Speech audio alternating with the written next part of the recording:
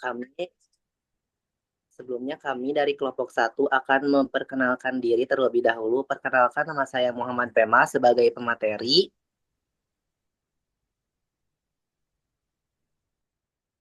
Perkenalkan, saya Adila. Perkenalkan, saya Adila Salsabila sebagai pemateri. Perkenalkan, nama saya Zara Nuraini sebagai pemateri.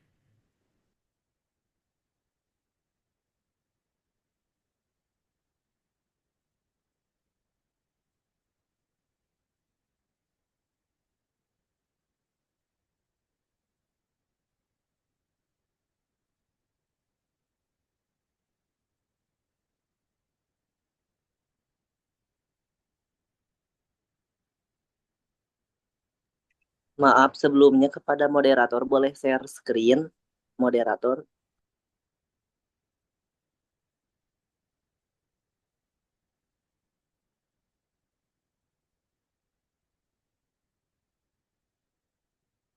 Bentar ininya nge-like laptopnya.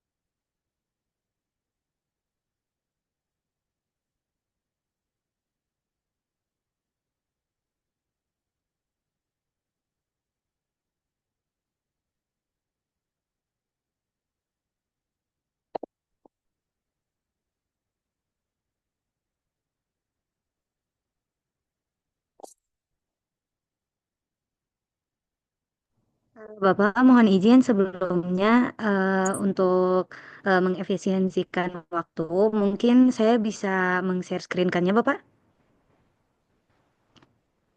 Boleh, silakan. Boleh. Sok dibantu aja, dibantu ya.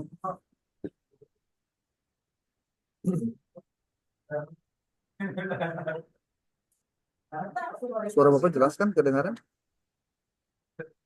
Iya Bapak, jelas. Jelas, Ya. Bapak. Ya, oke.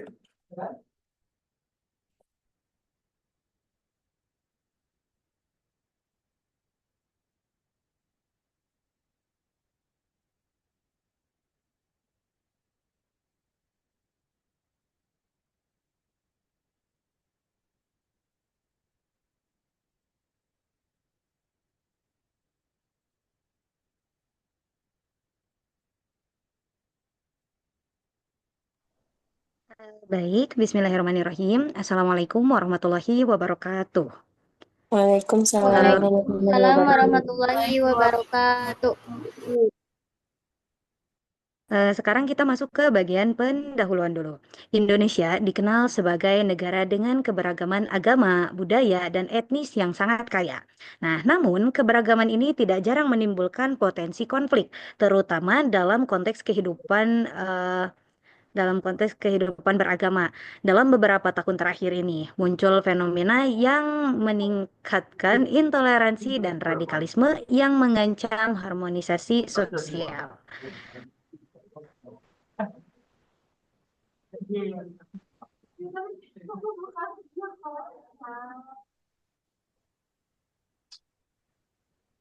Selanjutnya, Pemas, silakan. Baik, materi yang selanjutnya yaitu urgensi Pancasila sebagai landasan etika. Saya akan menjelaskan terlebih dahulu istilah etika. Istilah etika berasal dari bahasa Yunani ethos yang artinya kebiasaan, adat, watak, dan sikap dan cara berpikir. Sedangkan secara etimologis, etika berarti ilmu tentang segala sesuatu yang biasa dilakukan atau tentang adat kebiasaan. Dalam arti ini, etika berkaitan dengan kebiasaan hidup yang baik.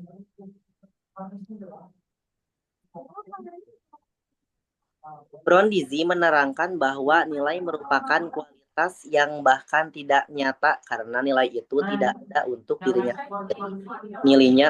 Nilai membutuhkan pengembangan untuk keberadaannya, misalnya nilai kejujuran melekat pada sikap dan kepribadian seseorang.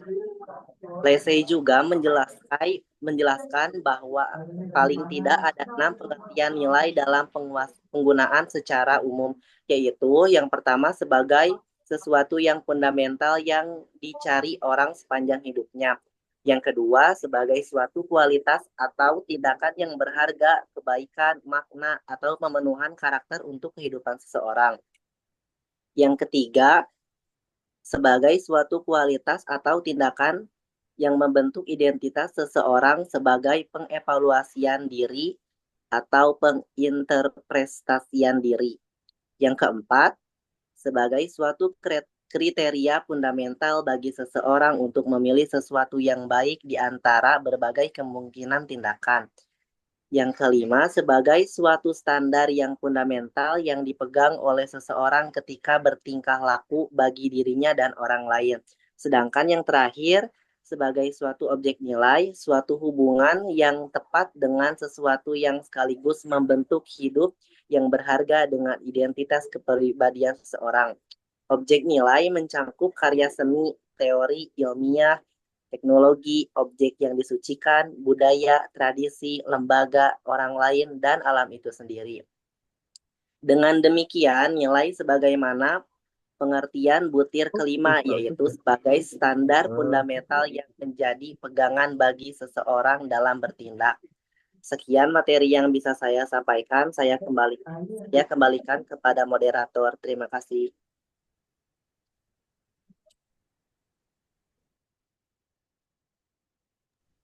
Oke, lanjut ke yang kedua, yaitu oleh pemateri Adila, yaitu membahas tentang indikator moderasi beragama di Indonesia.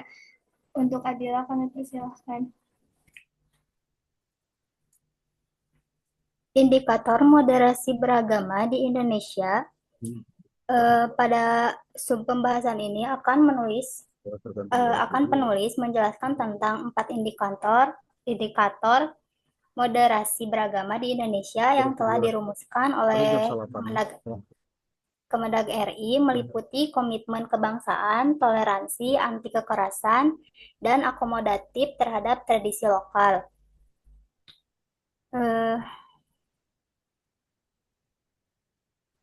Yang pertama yaitu komitmen kebangsaan.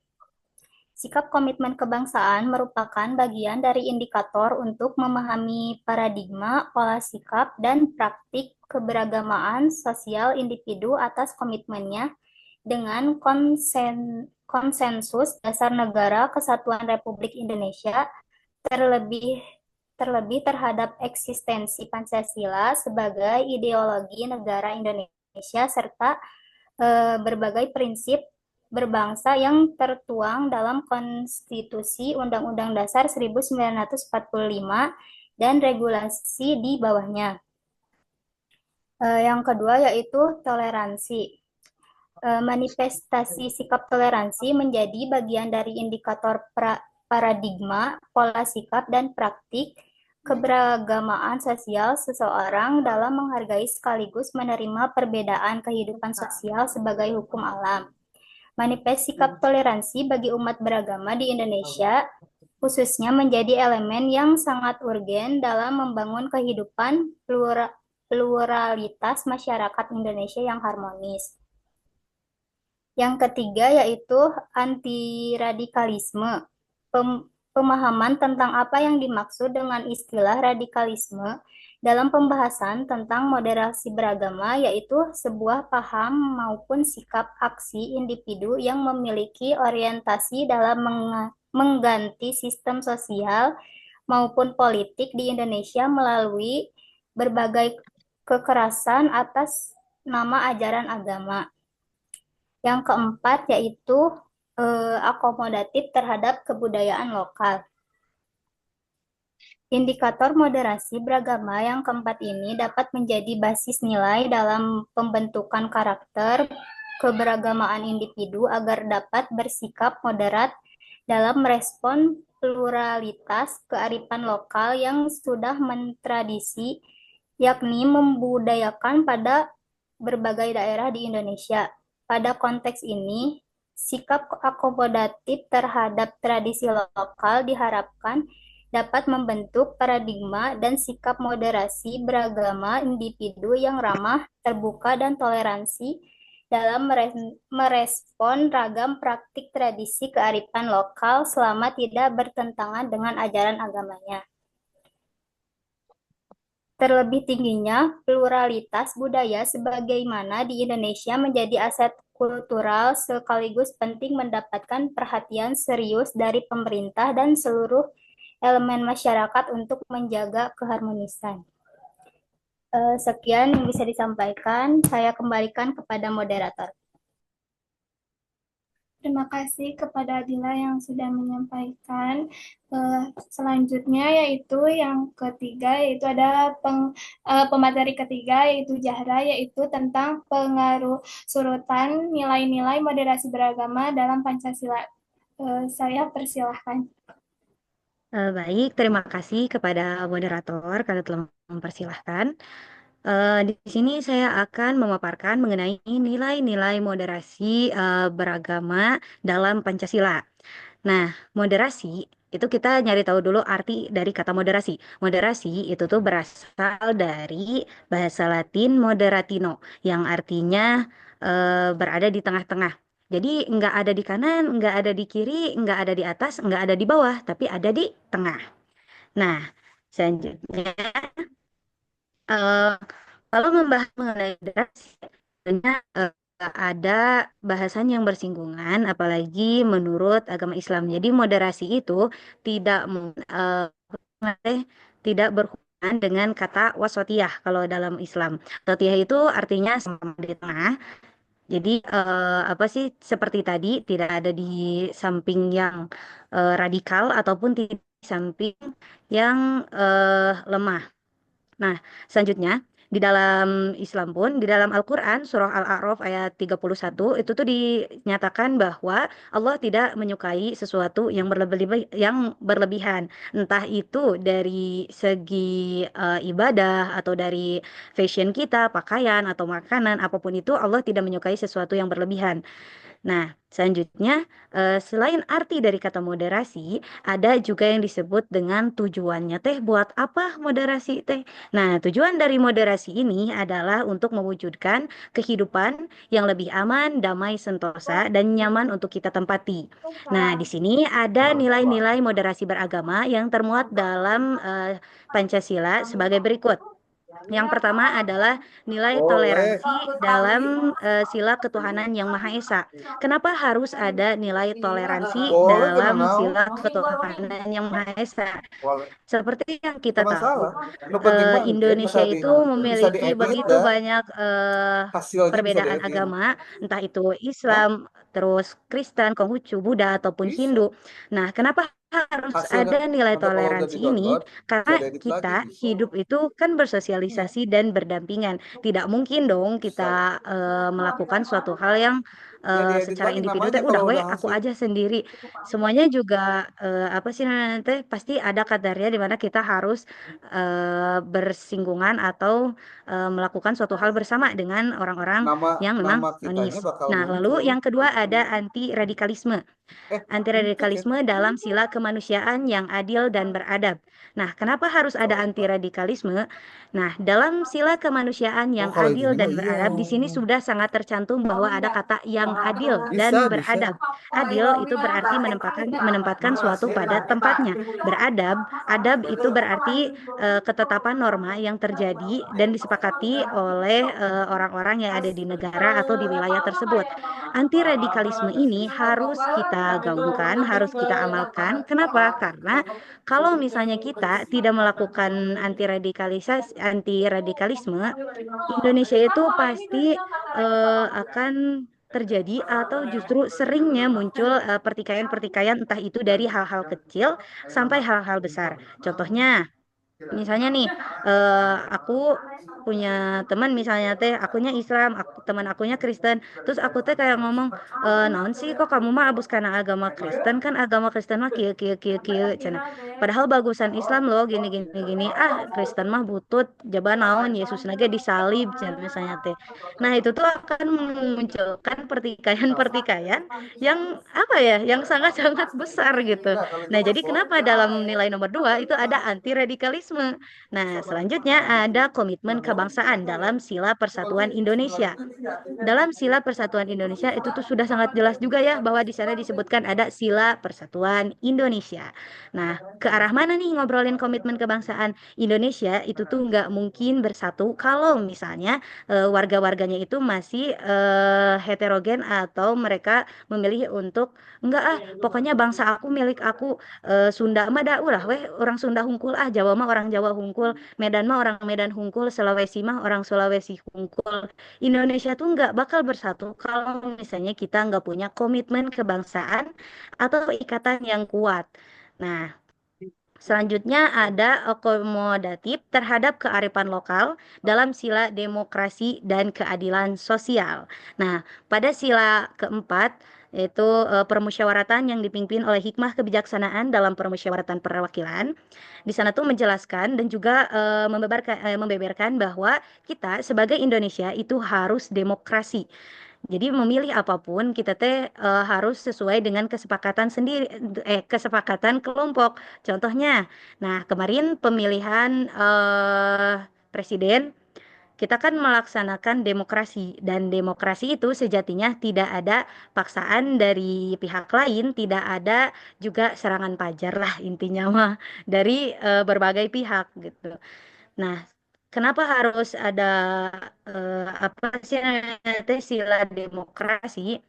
Karena kalau misalnya kita apa-apa teh, ini mah ini mah menurut aku kalian teh harus kayak gini. Itu tuh nggak bakal bisa guys, karena selalu ada perbedaan pendapat di setiap orang dan di setiap kepala. Kenapa harus ada demokrasi? Kenapa harus ada apa sih namanya teh? Kita harus berkomunikasi, harus memusyawarahkan supaya kita tuh menemukan satu tujuan atau satu titik temu yang sama pada percakapan atau pada eh, atau pada obrolan tersebut. Nah, selanjutnya pada sila kelima yaitu keadilan sosial bagi seluruh rakyat Indonesia.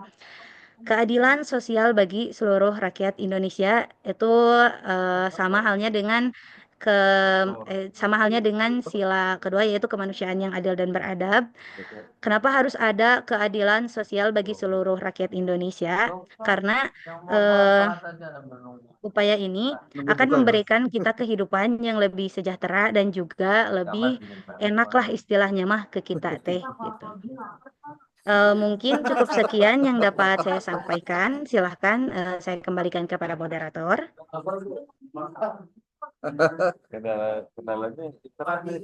Terima kasih kepada Zahra, Kemas, Atila yang telah memaparkan materi yang sangat menarik. Sekarang kita masuk ke sesi diskusi dan tanya jawab yang akan dibagi menjadi dua bagian. Yang pertama itu anggota kedua wajib bertanya terlebih dahulu.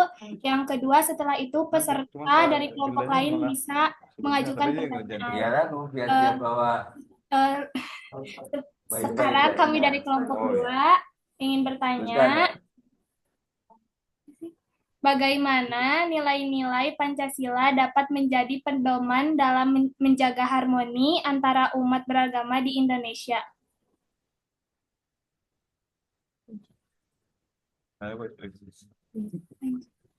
Itu langsung jawab. Iya, langsung jawab.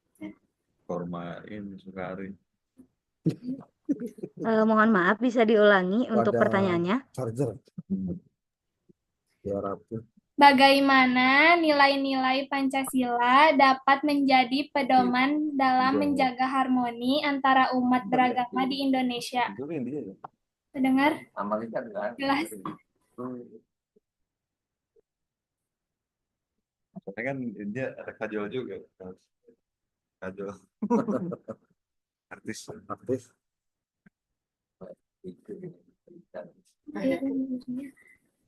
Kelihatan aja Mohon dia maaf sebelumnya untuk kelompok buat 2 seragam silakan bawah. dibacakan lagi pertanyaannya, maksudnya pertanyaan selanjutnya. Itu Jadi stabil. nanti biar ditampung dulu. Ditampung. Aduh,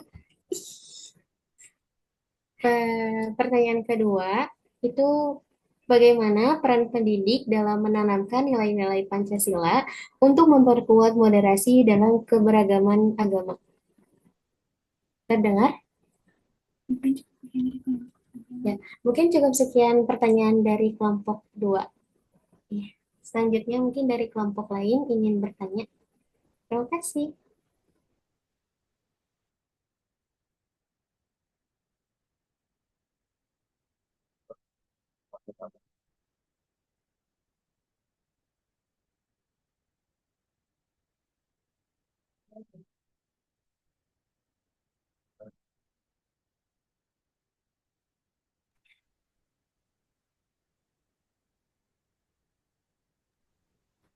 gimana aja? Mau langsung ditampung semuanya dari kelompok lain apa mau dijawab dulu satu persatu?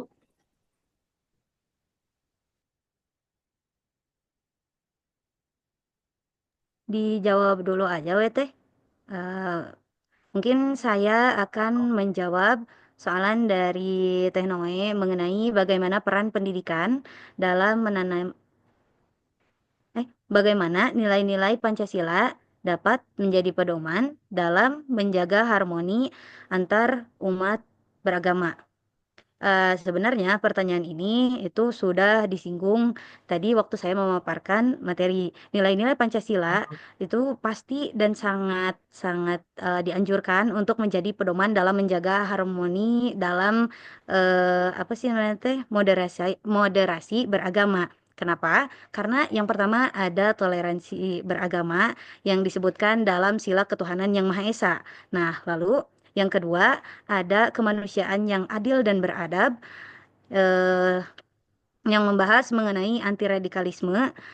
Lalu ada juga mengenai eh, keadilan sosial bagi seluruh rakyat Indonesia. Nah, di antara ketiga poin itu menurut saya atau bahkan dari kelima azas tersebut itu tuh sudah sangat apa sih ya? Sudah sangat menjelaskan bahwa Pancasila memang bagus dan memang sangat dianjurkan untuk dijadikan pedoman moderasi beragama. Karena apa sih namanya teh? Kalau misalnya kita tinjau lebih jauh, ajas-ajas tersebut itu ternyata memang selaras dengan perkembangan zaman dan tidak ya intinya mah tidak terhentikan oleh zaman zaman seiring pertumbuhan zaman. Jadi memang menurut saya itu tuh sangat-sangat dianjurkan. Mungkin cukup sekian, barangkali ada yang ingin menambahkan.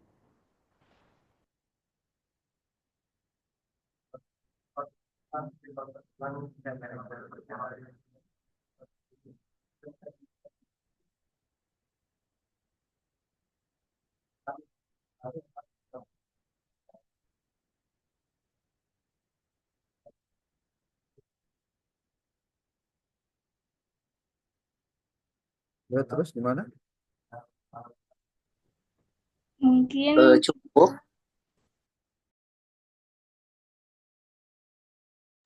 mungkin cukup bila tidak ada tambahan. Selanjutnya pertanyaan yang kedua. Baik, bentar. Sebelumnya saya akan menjawab pertanyaan kedua dari Lutfia. Bagaimana bagaimana peran pendidikan dalam menanamkan nilai-nilai Pancasila untuk memperkuat moderasi dalam keberagaman agama, yaitu dengan cara kita memperkenalkan toleransi kepada anak didik siswa kita karena di Indonesia itu agamanya tidak hanya Muslim semua, ada Kristen, Hindu, Konghucu dan lain-lain. Dengan kita mengajarkan toleransi kepada anak didik kita semua, eh, itu tuh bisa memperkuat moderasi beragama dalam bertoleransi. Cukup sekian yang bisa saya jawab, cukup Lutfia, atau ada teman-teman yang mau menambahkan?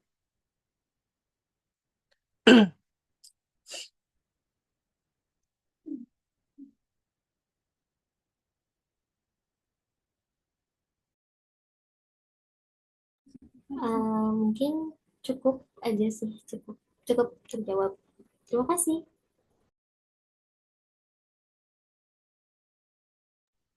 Mungkin cukup cukup dari kelompok 2. Selanjutnya, eh, bila ada dari kelompok lain atau eh, yang ingin bertanya, silahkan. Kami persilahkan.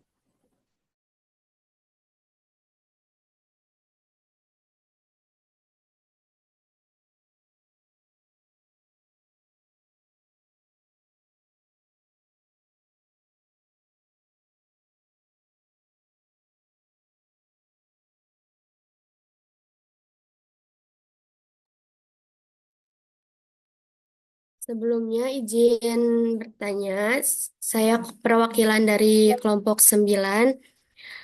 Izin bertanya, kan di Indonesia tuh banyak sekali agama ya, ada 6 agama termasuknya.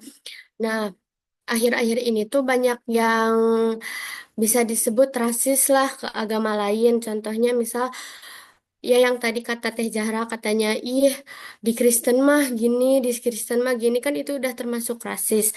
Nah, bagaimana sih cara agar kita bisa menghadapi hal itu dalam kehidupan lingkungan sehari-hari gitu? Terima kasih.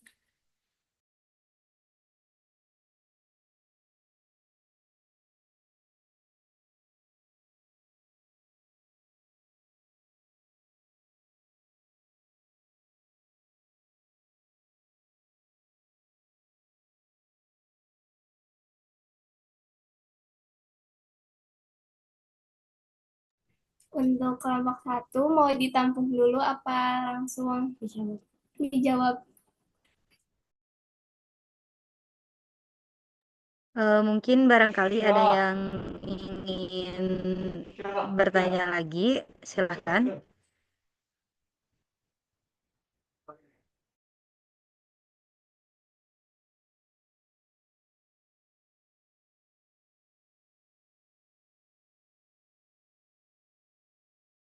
Mungkin Tenoy, jika tidak ada yang ingin bertanya, bisa langsung dijawab saja. Ya, silahkan. Baik, izin menjawab pertanyaan dari Andara. Mungkin untuk menghadapi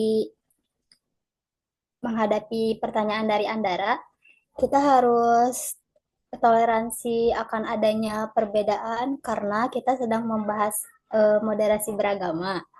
Berarti kita teh moderat dan tidak berpihak ke salah satunya, memihak yang lebih lemah ataupun memihak ke yang lebih keras.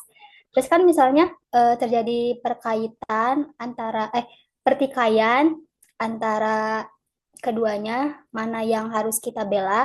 Yang harus kita bela adalah orang yang benar karena moderat itu berada di tengah-tengah bukan berarti dia abai, tapi dia pun tetap menegakkan keadilan pada saat tertentu. Terima kasih.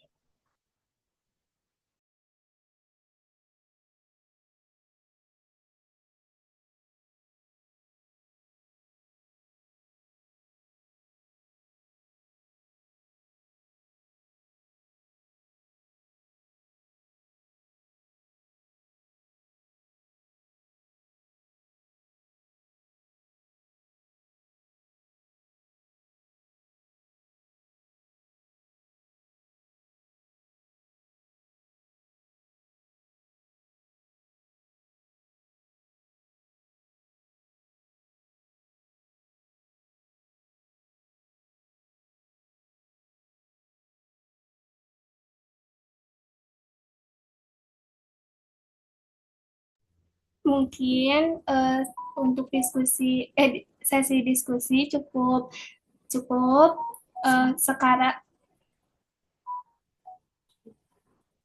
sekarang eh, saya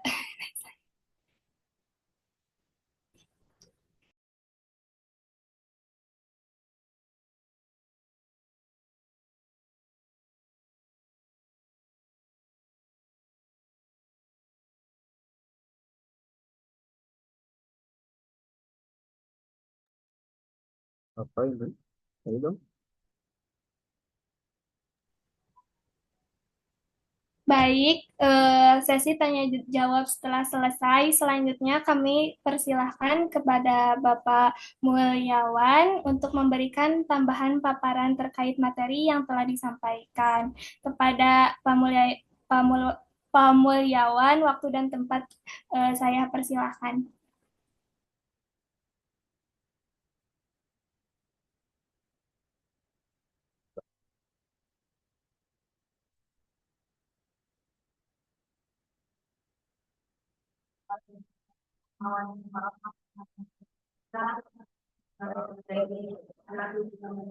Oke, urusan dari tempat duduk dulu.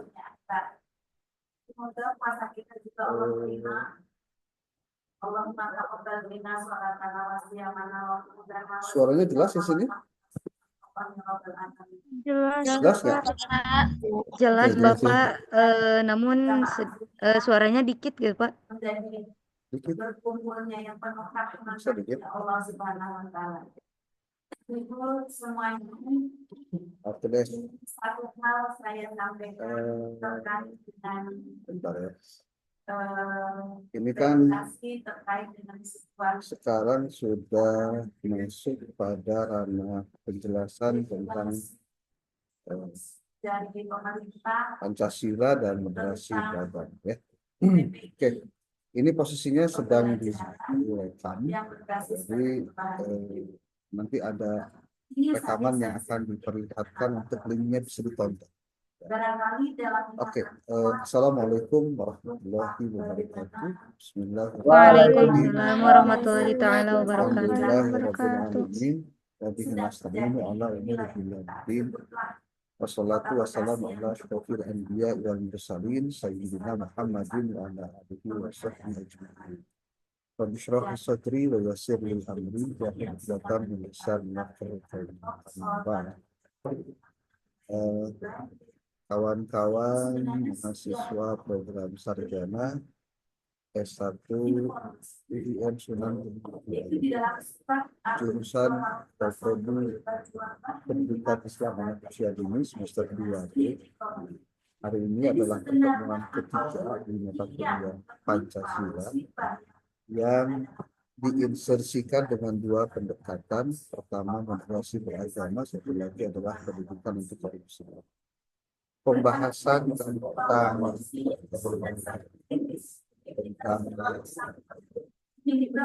Pancasila selalu hampir bisa dipastikan menarik untuk dikaji. Kenapa? Karena kita sebagai umat Islam, kita pada posisi dua status. Satu status sebagai umat Islam, sebagai seorang muslim. Satu lagi sebagai warga negara. Pahami dulu itu. Satu, kita sebagai warga negara, satu lagi sebagai umat Islam, sebagai seorang muslim. Ketika kita menjadi seorang muslim, kita terikat dengan aturan-aturan agama. Ketika kita menjadi seorang warga negara, kita terikat dengan aturan-aturan negara. Ini pahami dulu itu. Kita tidak mau ada mahasiswa di UIN, di Piaud ini, yang memiliki cara pandang yang dangkal tentang Pancasila. Ada yang menyebut Pancasila Pak atau lah gitu. Nggak usah disembah, kan dia mah bikinan manusia dan sebagainya. Betul, kita tidak bisa menolak itu. Itu fakta bahwa Pancasila itu adalah buatan manusia, disusun oleh Soekarno, kemudian ditetapkan dalam sidang PKI, ditetapkan sebagai dasar negara. Sebelum lahirnya negara ini, itu sudah ada yang namanya Pancasila. Cuma kalau kita melihat bahwa justru dengan wasilah Pancasila bahwa kehidupan di Indonesia itu terjaga keamanan. Kenapa disebut terjaga keamanan? Indonesia itu memiliki suku bangsa yang beribu-ribu, bahasa juga yang ribuan. Kemudian pulau juga ribuan, agama juga banyak. Anda bisa bayangkan kalau tidak diikat oleh kalimatun sawa, bahasanya kalimat yang sama, maka tidak akan mungkin bisa bersatu seperti itu. Jadi kalau dalam bahasa yang lain begini, pada saat para pemuda memproklamirkan Sumpah Pemuda, di situ kan yang dikuatkan adalah pertama tentang berbangsa satu, bangsa Indonesia. Kemudian bertanah air satu, tanah air Indonesia. Lalu yang ketiga adalah berbahasa satu, bahasa Indonesia. Menguatkan orang-orang dengan latar belakang yang berbeda, tapi dengan ikatan yang sama, itu tidak mudah. Kalian bisa lihat, coba perhatikan India. India itu negara besar, jumlah penduduknya juga banyak, adat istiadatnya juga luar biasa banyak sekali. Tapi kalian bisa lihat bagaimana mereka memiliki ego terhadap adatnya, ego terhadap sukunya, ego terhadap bahasanya. Jadi kalau mereka tidak menggunakan bahasa yang sama, contohnya partai politik ada yang menang didukung oleh suku A contohnya, itu yang harus dipakai suku A, tidak diterima sama suku B. Yang ada adalah perpecahan, yang ada adalah perang, yang ada adalah konflik. Makanya kita harus melihat bangsa Indonesia itu alhamdulillah sekali lagi bisa terselamatkan dengan adanya kalimat musyawarah sebagai sebuah dasar negara. Maka tidak bisa dipungkiri keberadaan Pancasila itu menjadi sangat strategis. Perlukah kita mendiskusikannya? Perlu. Apakah Pancasila harga mati? Harga mati itu maksudnya apa? NKRI, Pancasila, ya bukan betul tanpa kritik. Kalian mungkin pernah dengar lah ya, ada beberapa orang yang saking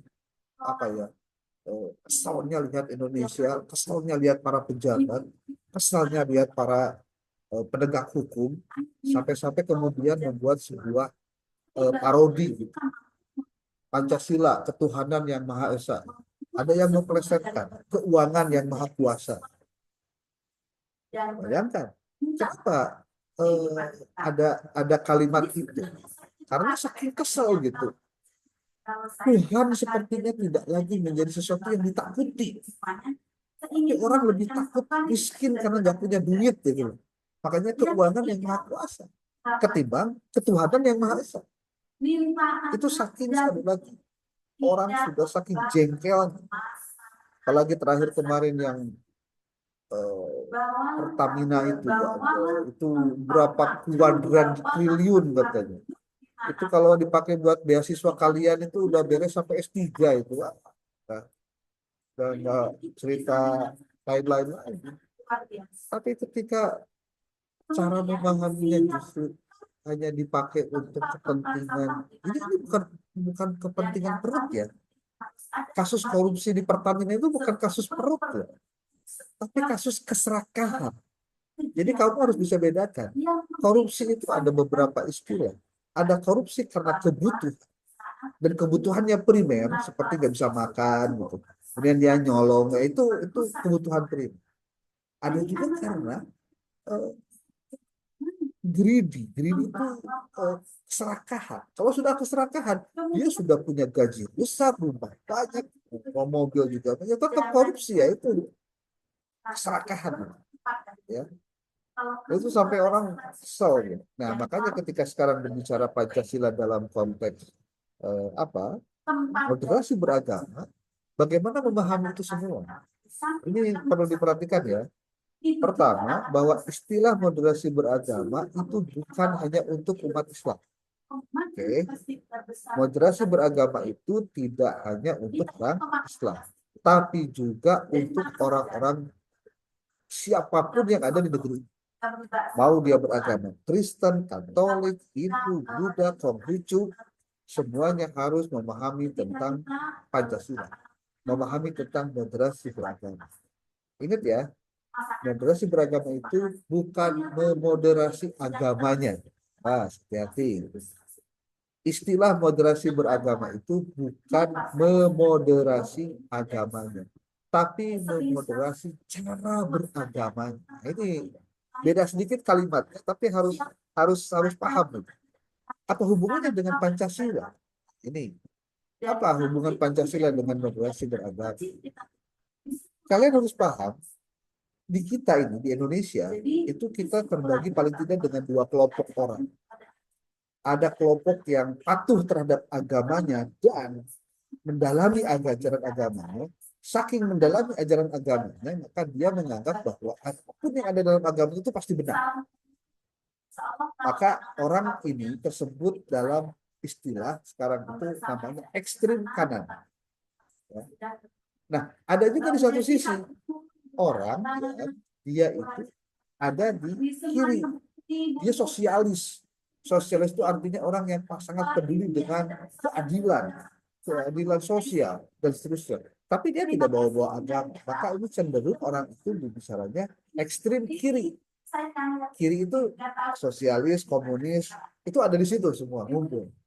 Nah, ketika bicara moderasi beragama, moderasi itu artinya la gharbiyata wala syarqiyata, tidak ke timur, tidak ke barat, tapi jalan tengah. Jalan tengah. Jalan tengah itu ada di tengah-tengah. Yang kanan ditarik ke tengah, yang kiri ditarik ke tengah. Dalam rangka apa? Dalam rangka pemahamannya yang diperbaiki. Maaf ya, di kita itu sering terjadi. Ada orang-orang karena dengan dangkalnya pengetahuan agama menganggap bahwa yang terjadi pada saat ada yang contoh, maaf ya, ini contoh saja. Ada orang yang menyebut sebutan saja itu kadang-kadang suka ngeri itu. Masa sebutan yang sifatnya hanya bahasa biasa tapi dianggapnya itu bagian dari teologi atau bagian dari agama. Seperti kalau saya nyebut antum, nyebut kamu kan sama-sama aja. Enggak kemudian nyebut antum itu jadi lebih sopan daripada nyebut kamu kan?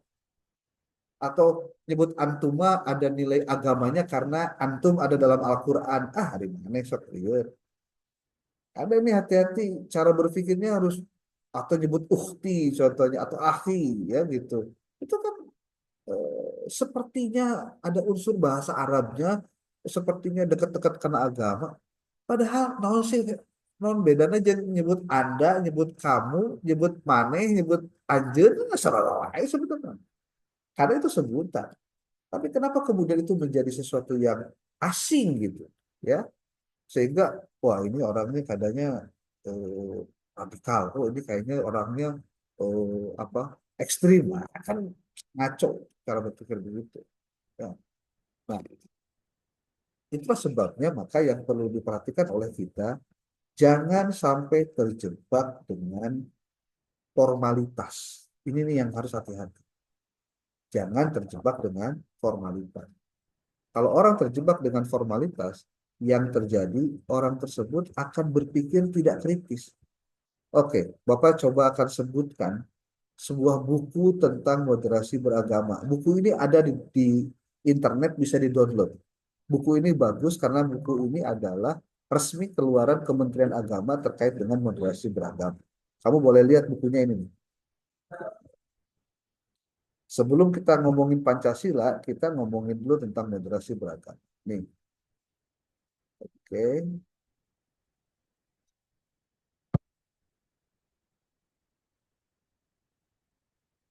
Sudah nampak belum?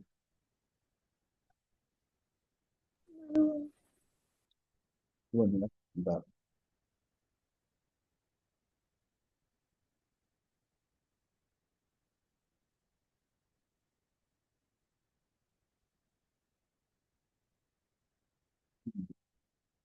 Pertama ini.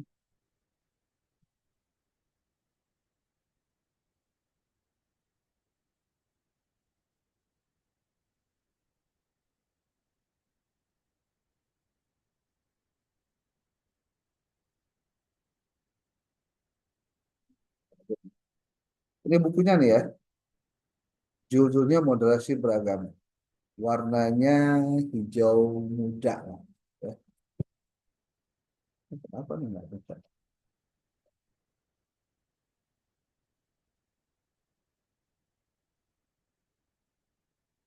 Ini bukunya ini. Bukunya Moderasi Beragama Kementerian Agama RI. Ini prolognya oleh Lukman Hakim Saifuddin, mantan Menteri Agama di era SBY ya. Ini judulnya moderasi beragama. Di sini kita akan lihat ada berapa kata Pancasila dikutip dalam buku ini, ya. Coba kita lihat.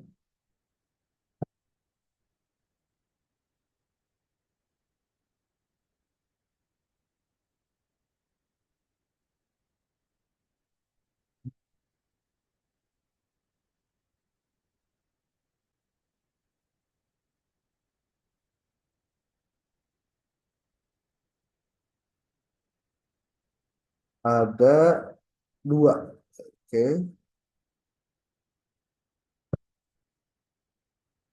Oke, tuh.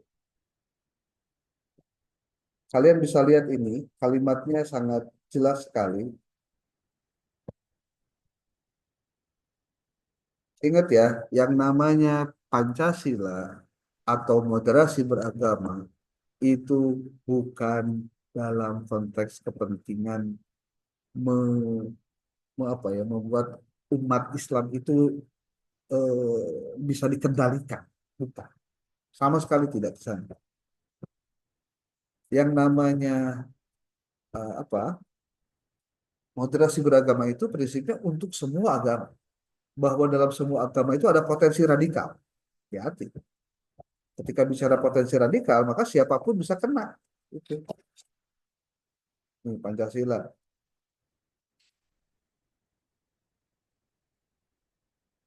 Oke, coba kita lihat lagi. Nih, bagaimana kemudian orang Indonesia itu bisa menerima Pancasila itu karena ada komitmen kebangsaan. Nih, komitmen kebangsaan itu menjadi penting karena apa? Dia memiliki dampak yang kuat terhadap konsensus dasar keagamaan, terutama dalam penerimaan Pancasila sebagai ideologi negara. Orang yang, kalau kamu pernah mendengar cerita ada sekelompok keluarga datang ke sebuah gereja, lalu anaknya membawa bom, ibunya membawa bom, suaminya bawa bom, ngebom semua di situ. Apakah itu jihad di jalan Allah? Apakah itu yang disebut dengan bakal masuk surga tanpa hisab? Apakah seperti itu konsep dari sebuah pemahaman tentang jihad itu seharusnya dipahami? Itu karena berpikirnya tidak mendalam, tapi berpikirnya sangat dangkal. Ya. Baik. Komitmen kebangsaan itu penting dalam rangka mewujudkan kondisi yang aman dan nyaman sesama warga masyarakat. Anda yang ada di Bandung atau apapun di mana Anda, lalu Anda berteman hanya dengan seorang Muslim saja, pasti Anda akan melihat orang-orang non-Muslim itu, ini sama orang non-Muslim. Mungkin sekali-kali perlu kamu punya kenalan orang non-Muslim. Kenapa? Supaya kamu tahu bahwa baiknya dia itu bukan hanya pada persoalan agamanya saja, tapi memang agamanya tidak pernah mengajarkan orang itu untuk berbuat jahat. Ngapain juga gitu. Coba lihat, adakah ajaran agama yang mengajarkan pada kejahatan? Enggak ada. Kalaupun ada orang jahat dan dia beragama, pasti bukan karena dia beragama, bukan, tapi karena orangnya sendiri nggak patuh terhadap ajaran agama itu. Dan untuk ketidakpatuhan dalam semua agama pasti ada orang-orang seperti itu. Hanyakah beneran di Indonesia terlalu banyak umat Islam? Jadi kalau kamu dengar yang korupsi umat Islam, yang maling sendal umat Islam, yang maling emas umat Islam, yang jadi penjahat umat Islam, ya jangan kaget lah, kita mayoritas kok. Itu. Nganu pasti mah jangan sampai kamu yang sedang belajar hari ini, ya belajarnya di perguruan tinggi negeri sambil dapat bantuan subsidi dari pemerintah, ya kan kalau negara mensubsidi ya, itu ternyata kamu nggak manfaatkan betul dengan sebaik-baiknya, itu yang rugi. Ya. Cara Pancasila lagi tentang nasionalisme, Pancasila itu pasti ngomongin tentang, nah ini, Pancasila itu adalah modal sosial yang sangat berharga untuk menjaga kerukunan antar umat beragama. Nih lihat, masing-masing umat beragama meyakini dan taat pada ajaran pokok agamanya. Betul nggak? Iyalah. tetapi tetap tidak mampu berdialog dan bekerjasama dengan yang berbeda. Ada aja nggak mau berdialog. Ya. Kita bahkan tahu bahwa tokoh-tokoh agama yang berbeda itu bisa bersatu padu melawan kolonialisme dulu pada saat menjajah Belanda. Dan kokoh dalam sebuah kesepakatan bersama untuk tidak memisahkan antara agama dari ideologi negara, yaitu Pancasila. Nah, begitulah modal sosial kita yang sangat berharga. Bayangkan kalau modal sosial ini tidak ada, mau bagaimana Indonesia? Ngeri ya kalau kemudian kita nggak punya identitas diri. Ingat loh, bahasa itu identitas diri. Pancasila itu identitas diri. Kalau kemudian kita tidak punya identitas, orang tuh tidak bisa mengidentifikasi kita. Ini orang mana sih? Terus apa bedanya dengan yang lain? Kok nggak bisa dijelaskan begitu, Pak? Nah, ini yang luar biasa nih. Indonesia itu lahir sebagai negara yang multikultur, majemuk dan terbesar di dunia selain Amerika Serikat dan India. Jadi nomor urutnya ketiga sebetulnya. Hal ini dapat dilihat dari apa? Satu, kondisi geografis dan sosiokultural Indonesia yang beragam, kompleks dan juga luas. Bayangkan, panjangnya Indonesia itu, karena ada yang udah ngukur, itu kalau di benua Eropa, dari Inggris sampai dengan mana itu tuh, sampai ke Asia. Saking apa? Saking panjang. Ya. Ini bisa dilihat nih. Secara horizontal, kebinekaan bangsa Indonesia dapat dilihat dari berbagai etnis, agama, makanan, pakaian, bahasa daerah, dan budaya. Bahkan secara vertikal, kebinekaan itu dapat dilihat dari perbedaan tingkat budaya, ekonomi, pendidikan, itu bisa berbeda-beda. Itu menjadi pemantik kalau tidak bisa dimanfaatkan, itu bisa jadi konflik besar. Ya. Makanya kamu yang hari ini rata-rata perempuan pakai jilbab. Maaf ya, bahasa gampangnya begini. Jangan merasa sok sudah beragama. Sehingga kamu merasa orang-orang yang di luar agama kamu, ya nggak bakalan masuk neraka, bakalan masuk surga. Dia masuk neraka. Jangan punya pikiran-pikiran begitu. Kenapa? Karena urusan surga dan neraka bukan urusan manusia. Tapi urusan Gusti Allah. Itu apa terserah Gusti Allah. Emang Gusti Allah nggak boleh gitu masukin orang non-muslim ke surga? Bisa wae lamun hayangin. Karena apa? Semuanya tergantung ridho dan izin Allah. Hati-hati. Terjadinya banjir di satu tempat, terjadinya kemarin tuh ada bencana di satu tempat. Itu bukan karena izin Allah nggak bakalan terjadi. Dan ketika ada yang meninggal, bukan hanya orang non-muslim, yang muslim juga mati. Kalau ditanya, kalau misalkan pangeran Gusti Allah mah meureun moal tapi ka dipaehkeun teh jelema-jelema teh nyantek itu wae karena musibah bisa terjadi kapan saja di mana saja oleh siapa saja gitu ya. Nah, hal-hal inilah yang perlu menjadi perhatian kita bahwa Pancasila menjadi dasar negara itu no debat ya, tidak lagi ada perdebatan kecuali diskusinya. Nah, kalau diskusi boleh. Seperti bagaimana mewujudkan ketuhanan yang Maha Esa dalam perilaku kehidupan sehari-hari. Nah, itu bisa didiskusikan. Bagaimana kemanusiaan yang adil dan beradab, implementasinya dalam kehidupan kita sehari-hari. Bagaimana keadilan sosial bagi seluruh rakyat Indonesia itu diterjemahkan dalam perilaku dan kehidupan kita sehari-hari. Baik dilakukan oleh seorang pemimpin, baik dilakukan oleh seorang pejabat level manapun, dilakukan oleh dosen, dilakukan oleh guru, dilakukan oleh mahasiswa seperti apa. Jadi ulah kia, cenah si eta mah Pancasilais, aya saya mah henteu. Heula, jangan sampai berbicara begitu. Ya. Yang pasti ketika kita niat baik, mungkin perlu dikomunikasikan aja yang saya lakukan tuh udah benar belum. Ya. Oke, itu saja dulu mungkin setengah jam kurang lebih Bapak menyampaikan tema ini. Mungkin ada yang mau didiskusikan boleh. Tapi sebelum ke sana, Bapak mau ngasih tugas dulu nih sama dengan kelas A tadi. Materi kita itu kan terkait dengan ini nih. Ya. Terus sudah kebijakan. Eh,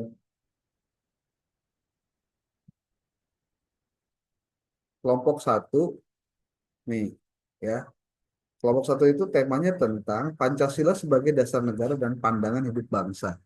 Forum diskusinya fokusnya adalah tentang peran Pancasila dalam membangun moderasi beragama di Indonesia. Lalu di sini tugas kelompoknya nih, tugas kelompoknya dikerjakan mandiri ya, artinya mandiri. Analisis kasus konflik agama dan solusi berbasis nilai-nilai Pancasila. Nah, jadi gini, kamu siapkan 2-3 buah lembar kertas HVS, bukan HVS ya apa, A4 lah, A4. Lalu kamu harus membuat sebuah esai yang isinya adalah kamu menganalisis sebuah kasus konflik agama di Indonesia, lalu kamu berikan solusi alternatif bagaimana nilai Pancasila bisa berkontribusi dalam pemecahan kasus agama tersebut. Contoh kamu ambil kasus di mana di Sampang Madura, di situ ada eh, kasusnya kasus etis sebetulnya ya. Kalau kasus agama itu seperti di Poso, itu kasusnya agama. Kasus lagi seperti di mana itu? Hmm, di Kalimantan Barat ya Allah, saya lupa. Itu kasus juga sama. Nah, kasus-kasus begitu adalah kasus yang bisa dijadikan sebagai kasus agama yang bisa menarik untuk dikaji. Kamu tinggal melihat konflik agama itu dengan pendekatan bagaimana solusi berbasis nilai Pancasila untuk masuk menjadi solusi terhadap hal tersebut. Bisa dipahami nggak? Dikerjakan dalam 2 lembar ya. 2 lembar itu bolak-balik berarti 4 halaman. Ya, 4 halaman. Garis kanan kiri 4433 itu standar lah ya, standar.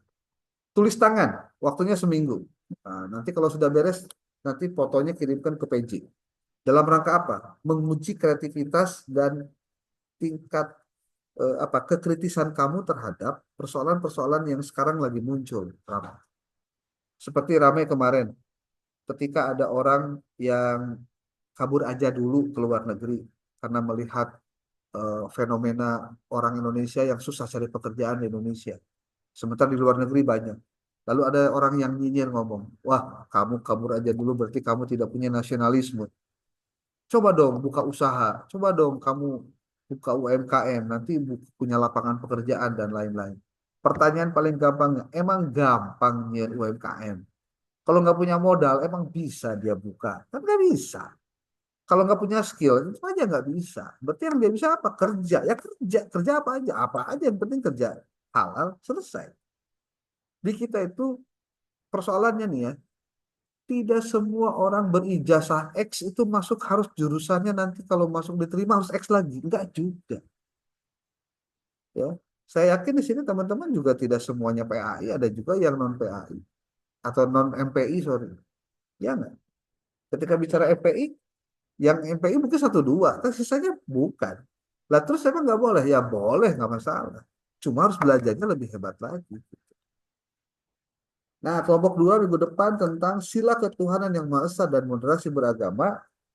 Fokus diskusinya tentang implementasi sila pertama dalam kehidupan beragama yang moderat. Nah, ini menarik nih untuk didiskusikan. Bagaimana yang moderat itu sebagainya. Terus, kalau misalkan yang tidak moderat, itu cirinya apa? Apakah bisa diciri dari tampilan postur atau pakaian atau karena ada aksesoris tertentu contohnya. Ya, ngeri kalau misalkan itu terlihat dari hal-hal yang sepele seperti itu. Ya, oke.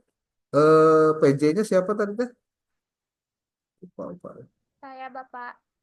Heeh. Siapa teh? Arit ya. Oke, Dea bentar. Bapak. Oh, Dea ya. Dea nanti tolong dibantu Bapak. Yang tidak masuk hari ini siapa? Dea, Zulfa sama Sulis Bapak. kenapa dia nggak masuk? Kalau Zulfa ada halangan, kalau Sulis sakit. Emang halangan apa dia?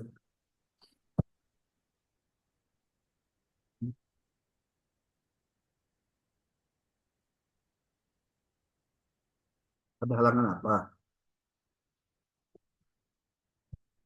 Masa kuliah online masih ada halangan gimana sih ceritanya?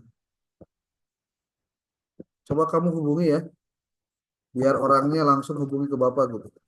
Walaupun Bapak mau dijawab, paling tidak dia udah usaha. Baik, Bapak. Jangan dibiasakan gitu.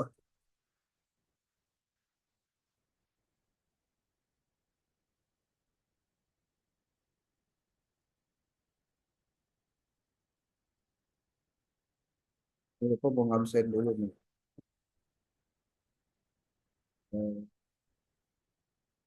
Perkuliahan, presensi,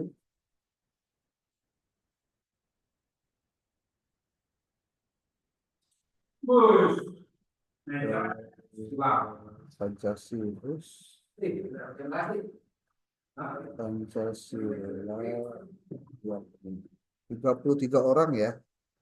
Sekarang pertemuan ketiga. Kemudian materinya itu tentang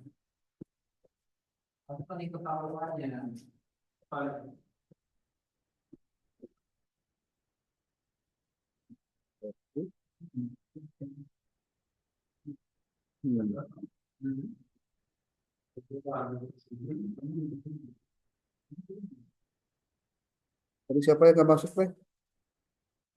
Dea, yang nggak masuk siapa? Zulfa sama Sulis, Bapak. Zulfa dengan Sulis. Ini nggak ada kabar ya? Ya. Sulis. Bapak Zulfa teh tadi bilang kalau misalnya dia teh izin berhalangan hadir karena lagi jadwal ngajar ngaji Bapak katanya di madrasah. Ya, pan sekarang jadwalnya jadwal kuliah. Itu kemana sih? Kok jadi jadwal ngaji? Bener nggak sih sekarang jadwal kuliah? Halo? Iya, benar, Hah? Bapak. Benar, Bapak. Bapak. Ya, Bapak. Bapak mah memindahkan jadwal kamu, memindahkan jadwal kamu kan itu kan? Itu. Sesuai dengan jadwal yang diberikan oleh kampus, benar nggak? Kenapa masih ada yang bicara ber, apa, berbentrokan dengan jadwal ngajar? Gimana ceritanya ini? Kok aneh. Kalau mau silahkan geser waktunya, jangan bentrokin sama kuliah gitu loh. Benar nggak? Kan jadi rugi dia sendiri.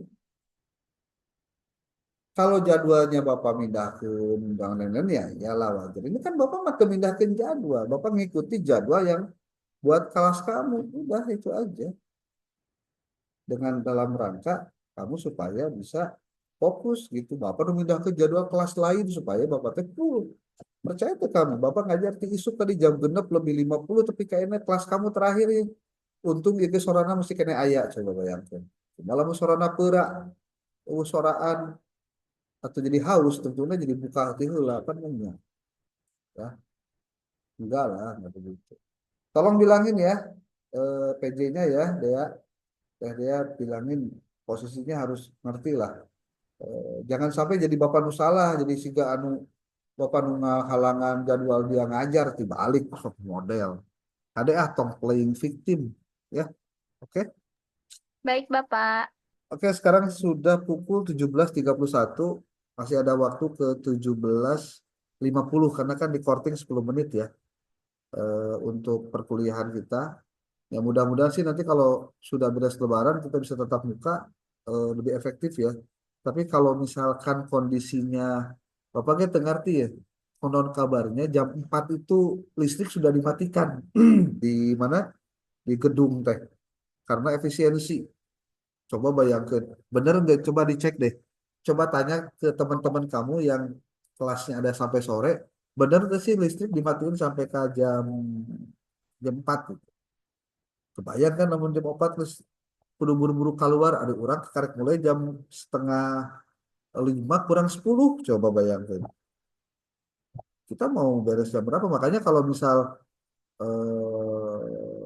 ya nantilah dikondisikan seperti apalah ya. Dengan harapan semuanya bisa selesai gitu ya. Oke, Bapak baru ngasih tugasnya dua ya berarti. Satu untuk tugas kelompok membuat artikel dengan PPT-nya.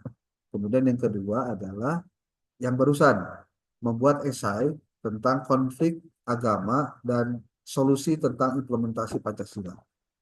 Coba kalian lihat aja tugas yang Bapak sampaikan lewat PJ terkait dengan outline kuliah Pancasila di semester ini. Oke? Bapak pikir cukup dulu sekian lah. Dari nama berenang rek menunggu waktu berbuka ya. Situasinya memang berbeda karena bulan Ramadan. Mudah-mudahan kalau bulan biasa lebih semangat lagi ya. Oke. Terima kasih semuanya. Salam sehat dan terus semangat. Jangan lupa puasanya jangan sampai batal ya. Assalamualaikum warahmatullahi wabarakatuh. Waalaikumsalam warahmatullahi Waalaikumsalam.